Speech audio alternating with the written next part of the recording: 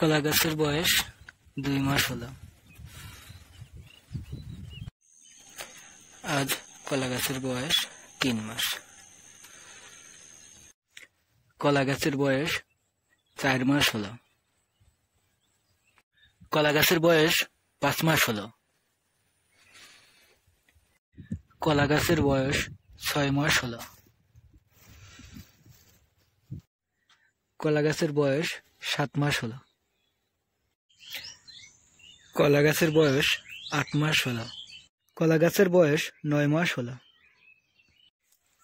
কলা গাছের বয়স 10 মাস হলো। কলা গাছের বয়স 11 মাস হলো।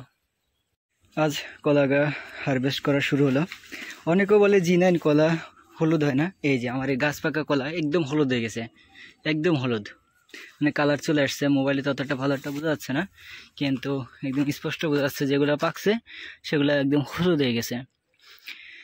আজকে কলা হারভেস্ট করতেছি।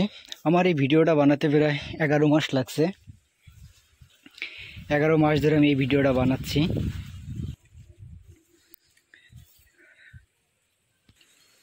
যারা G9 কলা করতে চাচ্ছেন তারা করতে পারেন। কলাটা আসলে অনেক ভালো। এই যে কলাগুলো সাইজ দেখেন, এক একটা কলা। কিন্তু এখন কলার একটা আমি দাম পাচ্ছি না, কারণ এখন আম কাঁঠাল উঠছে, এই জন্য কলার দাম খুবই কম। কিন্তু যখন আম কাঁঠাল যদি না থাকতো তাহলে অবশ্যই একটা ভালো একটা দাম পেতাম আমি। বর্তমান আমার কলা বাগানের এই অবস্থা। আমার এই ভিডিওটা বানাতে প্রায় 11 মাস লাগছে, মানে কমপ্লিট হতে। আজকে প্রায় 30টা মতো কলার কান্দি কাটা শেষ। আমার এই জায়গায় প্রায় 260টা মতো কলার গাছ আছে। আগে কাটছিলাম 30টা আর আজকে কাটলাম 30টা। মোট 60টা কলা গাছ কেবল কাটা হলো। এখনো সবই রয়েছে, এখনো গাছ আল্লাহর মতো সবই রয়েছে। আশা করতেছি এগুলো আরো ভালো দাম পাবো। এইগুলো যখন কাটবো তখন হচ্ছে আম কাঁঠালের সিজন চলে যাবে।